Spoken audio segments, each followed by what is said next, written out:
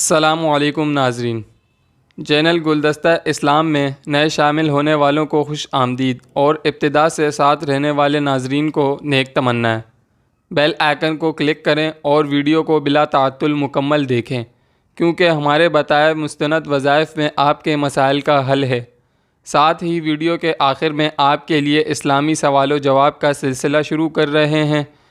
Viewers, بخار کہنے کو تو عام سی بیماری ہے جو روزمرہ میں شدید تھکن، سردی لگنے یا نزلہ زکام سے ہو جاتا ہے، لیکن بعض اوقات اس کی شدت انسان کی قوت مدافعت کو کمزور کرتی ہے۔ بخار میں انسان کا جسم تیز حدت دیتا ہے اور کمزوری نقاہت انسان کو بے بس کر دیتی ہے۔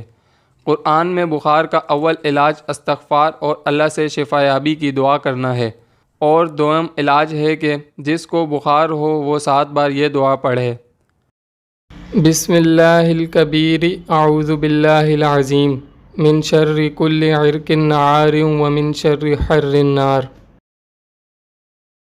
اگر مریض بخار کی شدت کی وجہ سے خود نہ پڑھ سکے تو کوئی دوسرا فرد باوضو ہو کر 7 بار اس دعا کو پڑھے اور پانی پر دم کر کے پلا دے، انشاءاللہ بخار اتر جائے گا۔ اگر پہلی بار میں بخار نہ اترے تو بار بار یہ عمل دہرائیں، اللہ اپنی رحمت سے کلی شفا دے گا، آمین۔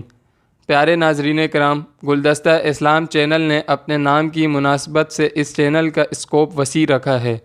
یہی وجہ ہے کہ آج سے یہاں دینی اور اسلامی سوال و جواب کا ایک سلسلہ شروع کیا جا رہا ہے، جس کا جواب آپ کامنٹ باکس میں دیجیے گا۔ درست جواب اگلی ویڈیو میں انشاءاللہ بتا دیا جائے گا۔ ناظرین، آج کا سوال ہے: اصحاب کہف کی تعداد کتنی تھی؟ ناظرین، اس سوال کا جواب آپ کامنٹ باکس میں دیجیے گا۔ اللہ آپ کا حامی و ناصر ہو۔ السلام علیکم۔